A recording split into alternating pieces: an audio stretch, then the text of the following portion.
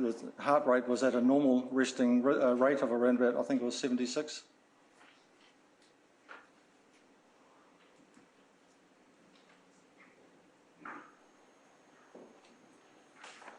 Now, had you been given any information before you went into the room as to what to expect in terms of this person or not?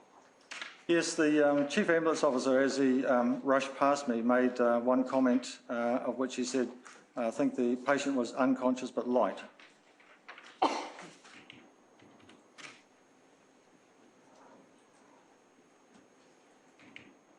Now, did you also get a readout of his oxygen saturation in the blood?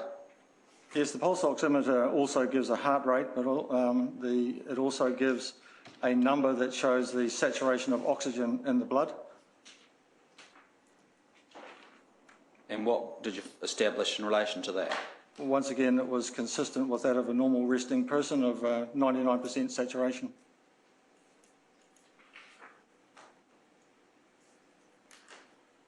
Now, did you check the patient for any visible signs of trauma? Yes, I did a quick once-over, having a good look all around because, of course, we weren't quite sure what we were being presented with. But I couldn't find any sign of physical injury or signs that medical intervention was required. What sort of things would you be looking for? I mean, any sort of puncture wounds, any sort of level of consciousness and heart rate are two good initial indicators of where the patient is currently at, compensation-wise, if they're compensating for an injury or an illness of any sort. And what did you find after carrying out that check? Well, the visual and physical examination, I couldn't find any signs of injury, blood loss, deformity, any of those sorts of things that would give you an indication that you're looking at any sort of trauma at all. I did the quick baseline recordings, which showed that, as I said, of a normal resting person.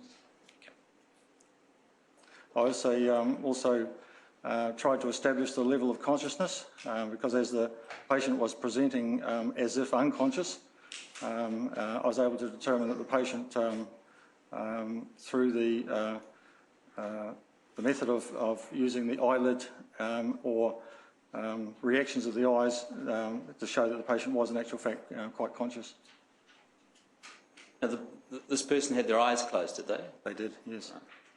And sorry, what did you do to check his level of consciousness? Well, there's a standard set of levels of consciousness for a patient, everything from conscious and cooperative down through unconscious but rousable by voice, which is the first lowered level of consciousness, and then unconscious but rousable by a physical stimuli, and then the lowest level of unconscious and unresponsive.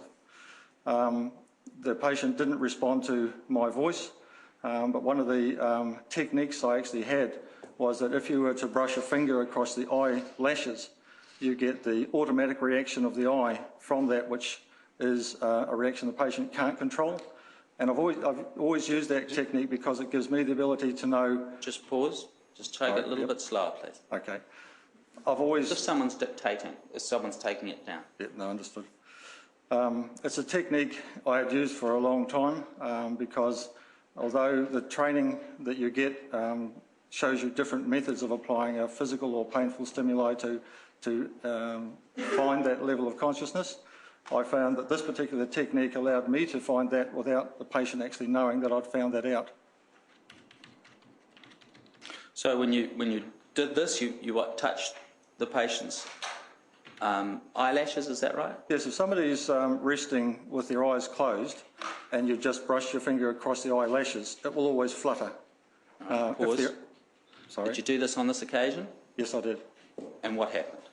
And I got a fluttering or a flickering of the eyelids. Which indicated to you what? That the patient was not unconscious.